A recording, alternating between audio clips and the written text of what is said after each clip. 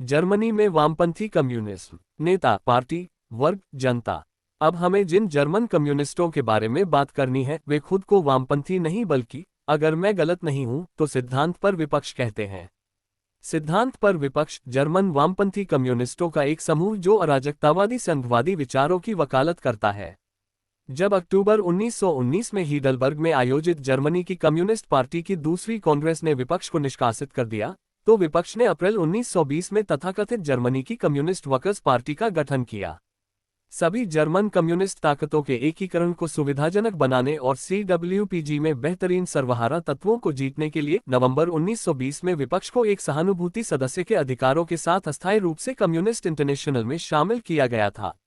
हालांकि communist international की कार्यकारी समिति ने अभी भी जर्मनी की संयुक्त कम्युनिस्ट पार्टी को कॉमिंटन का एकमात्र आधिकारिक खंड माना। CWPG के प्रतिनिधियों को कॉमिंटन में इस शर्त पर शामिल किया गया था कि वे जर्मनी की संयुक्त कम्युनिस्ट पार्टी में विलय कर लें और इसकी सभी गतिविधियों का समर्थन करें। हालांकि CWPG के नेता इन शर्तों का पालन करने में विफल रहे। कम्युनिस्ट इंटरनेशनल की तीसरी कांग्रेस, जो जून-जुलाई 1921 में आयोजित की गई थी और जो अभी भी CWPG नेताओं का अनुसरण करने वाले श्रमिकों के साथ एकजुटता चाहती थी, ने CWPG को कांग्रेस बुलाने और संबद्धता के सवाल को सुलझाने के लिए 2 महीने का समय देने का संकल्प लिया। CWPG नेताओं ने तीसरी कांग्रेस के प्रस्ताव का पालन नहीं किया और इस तरह खुद को कम्युनिस्ट इंटरनेशनल से बाहर कर लिया। बाद में CWPG मजदूर वर्ग में किसी भी समर्थन के बिना एक छोटे से सांप्रदायिक समूह में बदल गया। हालांकि आगे जो कुछ भी बताया गया है उससे ये देखा जा सकता है कि वे वामपंथ के शिशु विकार के सभी लक्षण प्रकट करते हैं। फ्रैंकफर्ट एम मेन में स्थानीय समूह द्वारा प्रकाशित इस विपक्ष के दृष्टिकोण को दर्शाता एक पैम्फलेट, और जिसका शीर्षक है जर्मनी की कम्युनिस्ट पार्टी में विभाजन, इस विपक्ष के विचारों के सार को सबसे प्रमुखता से और अत्यंत स्पष्टता और संक्षिप्तता के साथ प्रस्तुत करता है। पाठक को उस सार से परिचित कराने के लिए कुछ उद्धरण पर्याप्त होंगे। कम्युनिस्ट पार्टी सबसे दृढ़ वर्ग संघर्ष की पार्टी है। राजनीतिक दृष्टि से पूंजीवाद और समाजवाद के बीच संक्रमण काल सर्वहारा तानाशाही का काल है। सवाल यह उठता है कि इस तानाशाही को कौन चलाएगा, कम्युनिस्ट पार्टी या सर्वहारा वर्ग? बुनियादी तौर पर क्या हमें कम्युनिस्ट पार्टी की तानाशाही के लिए प्रयास करना चाहिए या सर्वहारा वर्ग की तानाशाही के लिए? पैम्फलेट के लेखक ने जर्मनी की कम्युनिस्ट पार्टी की केंद्रीय समिति पर जर्मनी की स्वतंत्र सामाजिक लोकतांत्रिक पार्टी के साथ गठबंधन बनाने के तरीके तलाशने और संसदवाद सहित संघर्ष के सिद्धांत रूप में सभी राजनीतिक साधनों को मान्यता देने का सवाल उठाने का आरोप लगाया है, जिसका एकमात्र उद्देश्य स्वतंत्रों के साथ गठबंधन बनाने के अपने वास्तविक और मुख्य प्रयासों को छिपाना है। पैम्फलेट में आगे कहा गया है, विपक्ष ने दूसरा रास्ता चुना है। उनका मानना है कि कम्युनिस्ट पार्टी के शासन और पार्टी की तानाशाही का सवाल सिर्फ रणनीति का सवाल है। किसी भी मामले में कम्युनिस्ट पार्टी का शासन किसी भी पार्टी के शासन का अंतिम रूप है। मूल रूप से हमें सर्वहारा वर्ग की तानाशाही के लिए काम करना चाहिए और पार्टी के सभी उपाय, उसके संगठन, संघर्ष के तरीके, रणनीति और कार्यनीति को उसी लक्ष्य की ओर निर्देशित किया जाना चाहिए। तदनुसार अन्य पार्टियों के साथ सभी समझौते, संघर्ष के संसदीय तरीकों की ओर सभी वापसी जो ऐतिहासिक और राजनीतिक रूप से अप्रचलित हो गए हैं, और किसी भी चालबाजी और समझौते की नीति को जोरदार तरीके से खारिज किया जाना चाहिए। क्रांतिकारी संघर्ष के विशेष रूप से सर्वहारा तरीकों पर जोर दिया जाना चाहिए। कम्युनिस्ट पार्टी के नेतृत्व में क्रांतिकारी संघर्ष में भाग लेने के लिए सबसे व्यापक सर्वहारा हलकों और तबकों को शामिल करने के लिए सबसे व्यापक आधार और सबसे व्यापक दायरे के साथ संगठन के नए रूप बनाए जाने चाहिए। फैक्ट्री संगठनों पर आधारित एक वर्कर्स यूनियन को सभी क्रांतिकारी तत्वों के लिए रैली का बिंदु होना चाहिए। इससे उन सभी मजदूरों को एकजुट होना चाहिए जो इस नारे का पालन करते हैं, ट्रेड यूनियनों से बाहर निकलो। यहीं पर उग्र सर्वहारा वर्ग लड़ाई के लिए अपनी कतारें तैयार करता है। वर्ग संघर्ष सोवियत व्यवस्था और तानाशाही की मान्यता नामांकन के लिए पर्याप्त होनी चाहिए। संघर्षरत जनता की सभी बात की राजनीतिक शिक्षा और संघर्ष में उनकी राजनीतिक दिशा कम्युनिस्ट पार्टी का काम है, जो मजदूर संघ से बाहर है। परिणामस्वरूप 2 कम्युनिस्ट पार्टियां अब एक दूसरे के खिलाफ खड़ी हैं। एक तो नेताओं की पार्टी है जो क्रांतिकारी संघर्ष को संगठित करने और उसे ऊपर से निर्देशित करने के लिए तैयार है, समझौतों और संसदवाद को स्वीकार कर रही है ताकि एक ऐसी स्थिति पैदा हो सके जिससे वह तानाशाही करने वाली गठबंधन सरकार में शामिल हो सके।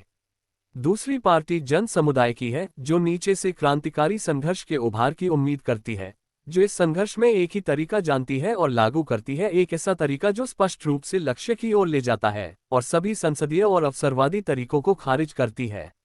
वह एकमात्र तरीका पूंजीपति वर्ग को बिना शर्त उखाड़ फेंकना है, ताकि समाजवाद की प्राप्ति के लिए सर्वहारा वर्ग की तानाशाही स्थापित की जा सके।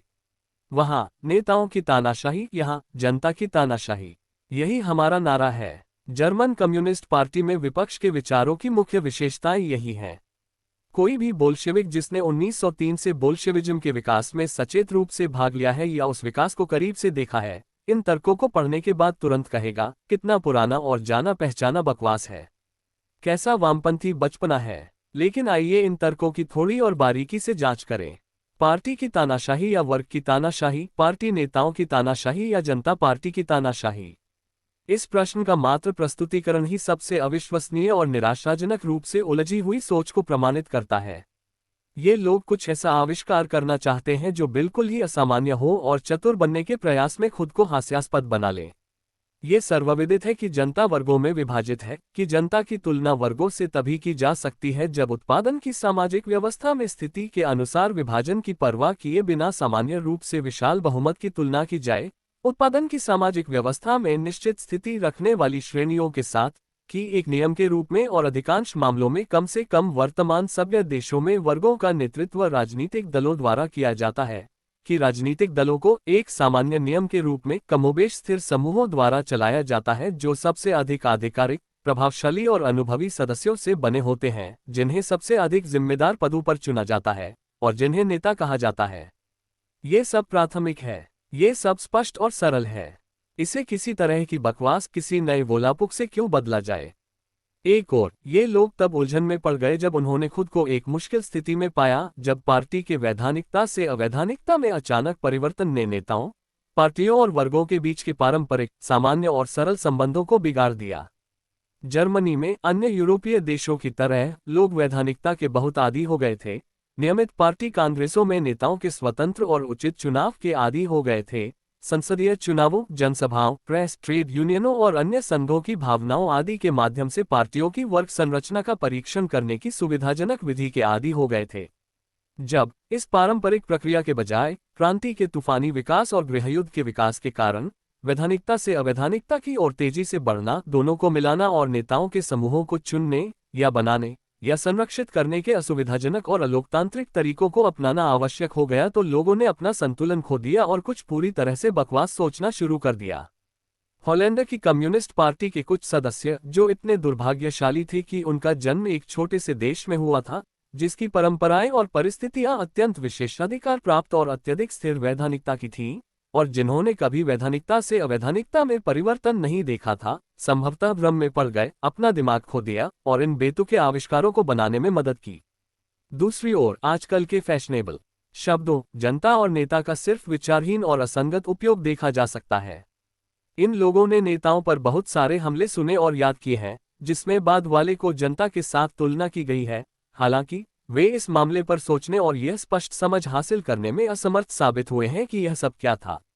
साम्राज्यवादी युद्ध के अंत और उसके बाद सभी देशों में नेताओं और जनता के बीच का अंतर विशेष स्पष्टता और तीखेपन के साथ सामने आया। इसका मुख्य कारण मार्क्स और एंगेल्स ने 1852 से 1892 के बीच कई बार ब्रिटेन के उदाहरण से समझाया।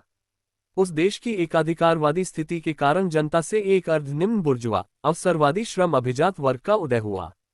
इस श्रमिक अभिजात वर्ग के नेता लगातार पूंजीपति वर्ग के पास जा रहे थे और प्रत्यक्ष या अप्रत्यक्ष रूप से उनके वेतनभोगी थे। मार्क्स ने इन बदनाम व्यक्तियों को खुलेआम देशद्रोही करार देकर उनकी नफरत को भड़काने का सम्मान अर्जित किया। वर्तमान 20वीं सदी साम्राज्यवाद ने कुछ उन्नत देशों को असाधारण रूप से विशेषाधिकार प्राप्त स्थिति प्रदान की है, जिसने द्वितीय इंटरनेशनल में हर जगह एक खास तरह के देशद्रोही, अवसरवादी और समाज अंतर्राष्ट्रवादी नेताओं को जन्म दिया है, जो अपने स्वयं के शिल्प श्रमिक अभिजात वर्ग के अपने हिस्से के हितों की वकालत करते हैं। अवसरवादी पार्टियां जनता से अलग हो गई हैं, यानी मेहनतकश लोगों के सबसे बड़े तबके, उनके बहुमत सबसे कम वेतन पाने वाले श्रमिकों से। क्रांतिकारी सर्वहारा वर्ग तब तक विजयी नहीं हो सकता जब तक कि इस बुराई का मुकाबला नहीं किया जाता, जब तक कि अवसरवादी समाज देशद्रोही नेताओं को बेनकाब, बदनाम और निष्कासित नहीं किया जाता। यही वह नीति है जिस पर तृतीय इंटरनेशनल ने काम करना शुरू किया है। इस संबंध में आम तौर पर जनता की तानाशाही की तुलना नेताओं की तानाशाही से करना हास्यास्पद रूप से बेतुका और मूर्खतापूर्ण है। खास तौर पर मजेदार बात यह है कि पुराने नेताओं की जगह, जो साधारण मामलों पर आमतौर पर स्वीकृत विचार रखते हैं, नए नेता सामने लाए जाते हैं, नारे की आड़ में नेताओं का नाश हो, जो घटिया और बकवास बातें करते हैं। ऐसे ही हैं Laufenberg, Wolffheim Horner, Karl Schroder, Friedrich Wendel और कार्ल एरलर। जर्मनी में Karl Erler, the dissolution of the party, communist workers newspaper, Hamburg, 7 फरवरी 1920, संख्या 32। मजदूर वर्ग बुर्जुआ लोकतंत्र को नष्ट किए बिना बुर्जुआ राज्य को नष्ट नहीं कर सकता, और वह पार्टियों को नष्ट किए बिना बुर्जुआ लोकतंत्र को नष्ट नहीं कर सकता। लैटिन देशों में सिंडिकलिस्ट और अराजकतावादियों में से ज्यादा भ्रमित लोग इस बात से संतुष्टि प्राप्त कर सकते हैं कि पक्के जर्मन, जो स्पष्ट रूप से खुद को मार्क्सवादी मानते हैं, उपर्युक्त पेपर में अपने लेखों के जरिए के एरलर और के हॉनर ने सबसे स्पष्ट रूप से दिखाया है कि वे खुद को सच्चे मार्क्सवादी मानते हैं, लेकिन सबसे हास्यास्पद तरीके से अविश्वसनीय बकवास करते हैं और मार्क्सवाद की एबीसी को समझने में अपनी विफलता को प्रकट करते हैं, पूरी तरह से अयोग्य बयान देने की हद तक चले जाते हैं। मार्क्सवाद को स्वीकार करने मात्र से कोई गलतियों से नहीं बच सकता। हम रूसी लोग इसे विशेष रूप से अच्छी तरह जानते हैं, क्योंकि मार्क्सवाद हमारे देश में अक्सर फैशन रहा है। एरलर द्वारा इस सवाल को और अधिक गहनता देने और यह घोषणा करने का प्रयास कि आमतौर पर राजनीतिक दल अनावश्यक और बुर्जुआ हैं, इतना बेतुका है कि कोई भी व्यक्ति केवल अपने कंधे उचका सकता है। ये सब इस सच्चाई को स्पष्ट करता है कि एक छोटी सी गलती हमेशा भयावह रूप ले सकती है यदि इसे लगातार दोहराया जाए, यदि इसके लिए गहन औचित्य की तलाश की जाए और यदि इसे इसके तार्किक निष्कर्ष तक ले जाया जाए। पार्टी सिद्धांत और पार्टी अनुशासन का खंडन, यही वह बात है जिस पर विपक्ष पहुंच गया है, और यह पूंजीपति वर्ग के हितों में सर्वहारा वर्ग को पूरी तरह से निरस्त करने के बराबर है। ये सब उस निम्न बुर्जुआ फैलाव और अस्थिरता को बढ़ाता है, निरंतर प्रयास, एकता और संगठित कार्रवाई की अक्षमता को, जिसे अगर बढ़ावा दिया जाता है तो अनिवार्य रूप से किसी भी सर्वहारा क्रांतिकारी आंदोलन को नष्ट कर देगा। कम्युनिज्म के दृष्टिकोण से पार्टी सिद्धांत का खंडन करने का अर्थ है पूंजीवाद के पतन की पूर्व संध्या, जर्मनी में से छलांग लगाने का प्रयास करना, कम्युनिज्म के निचले या मध्यवर्ती चरण में नहीं बल्कि उच्चतर में। हम रूस में पूंजीपति वर्ग को उखाड़ फेंकने के तीसरे वर्ष में पूंजीवाद से समाजवाद या कम्युनिज्म के निचले चरण में संक्रमण में पहला कदम रख रहे हैं। वर्ग अभी भी बने हुए हैं और सर्वहारा वर्ग की सत्ता पर विजय के बाद वर्षों तक हर जगह बने रहेंगे। शायद ब्रिटेन में, जहां किसान नहीं है लेकिन जहां छोटे मालिक हैं, यह अवधि कम हो सकती है। वर्गों के उन्मूलन का मतलब केवल भूस्वामियों और पूंजीपतियों को बाहर निकालना नहीं है, ये कुछ ऐसा है जिसे हमने तुलनात्मक रूप से आसानी से पूरा किया है। इसका मतलब छोटे माल उत्पादकों को खत्म करना भी है, और उन्हें बाहर नहीं निकाला जा सकता है या कुचला नहीं जा सकता है, हमें उनके साथ रहना सीखना होगा। उन्हें केवल बहुत लंबे, धीमे और सतर्क संगठनात्मक कार्य के माध्यम से ही बदला और पुनः शिक्षित किया जा सकता है, और किया जाना चाहिए। वे सर्वहारा वर्ग को हर तरफ से एक निम्न बुर्जुआ माहौल से घेरते हैं, जो सर्वहारा वर्ग में व्याप्त और भ्रष्ट होता है, और लगातार सर्वहारा वर्ग के बीच निम्न बुर्जुआ विहीनता, फूट, व्यक्तिवाद और उल्लास और निराशा के बदलते मूड का कारण बनता है। इसका प्रतिकार करने के लिए सर्वहारा वर्ग की राजनीतिक पार्टी के भीतर सबसे सख्त केंद्रीकरण और अनुशासन की आवश्यकता है, ताकि सर्वहारा वर्ग की संगठनात्मक भूमिका, और यही इसका प्रमुख है, भूमिका का सही, सफलतापूर्वक और विजयी ढंग से प्रयोग किया जा सकता है। सर्वहारा वर्ग की तानाशाही का अर्थ है पुराने समाज की शक्तियों और परंपराओं के विरुद्ध एक सतत संघर्ष, रक्तरंजित और रक्तहीन, हिंसक और शांतिपूर्ण, सैन्य और आर्थिक, शैक्षिकी और प्रशासनिक। लाखों और करोड़ों लोगों में आदत की शक्ति सबसे भयानक शक्ति है। संघर्ष में तपे हुए लोहे की पार्टी के बिना, संबंधित वर्ग के सभी ईमानदार लोगों का विश्वास प्राप्त करने वाली पार्टी के बिना, जनता के मूड को देखने और प्रभावित करने में सक्षम पार्टी के बिना, ऐसा संघर्ष सफलतापूर्वक नहीं लड़ा जा सकता है। लाखों करोड़ों छोटे मालिकों को हराने की तुलना में केंद्रीकृत बड़े पूंजीपति वर्ग को हराना 1000 गुना आसान है। हालांकि अपनी साधारण, रोजमर्रा की, अगोचर, मायावी और मनोबल गिराने वाली गतिविधियों के माध्यम से वे वही परिणाम उत्पन्न करते हैं जिनकी पूंजीपति वर्ग को जरूरत होती है और जो पूंजीपति वर्ग को पुनर्स्थापित करने की ओर प्रवृत्त होते हैं। जो कोई भी सर्वहारा वर्ग की पार्टी के लौह अनुशासन को, विशेष रूप से उसके तानाशाही के दौरान, थोड़ा भी कमजोर करता है, वह वास्तव में सर्वहारा वर्ग के खिलाफ पूंजीपति वर्ग की सहायता कर रहा है। नेताओं, पार्टी वर्ग, जनता के प्रश्न के समानांतर हमें प्रतिक्रियावादी ट्रेड यूनियनों का प्रश्न उठाना चाहिए। लेकिन पहले मैं अपनी पार्टी के अनुभव के आधार पर कुछ निष्कर्षात्मक टिप्पणियां करने की स्वतंत्रता लूंगा। हमारी पार्टी में हमेशा नेताओं की तानाशाही पर हमले होते रहे हैं। मुझे याद है कि पहली बार मैंने इस तरह के हमले 1895 में सुने थे, जब आधिकारिक तौर पर कोई पार्टी अस्तित्व में नहीं थी, लेकिन सेंट पीटर्सबर्ग में एक केंद्रीय समूह आकार ले रहा था, जिसे जिला समूहों का नेतृत्व संभालना था। ये संदर्भ 1895 की शरद ऋतु में वीआई लेनिन द्वारा संगठित मजदूर वर्ग की मुक्ति के लिए संघर्ष संघ का है। संघर्ष संघ ने सेंट पीटर्सबर्ग में लगभग 20 मार्क्सवादी मंडलियों को एकजुट किया।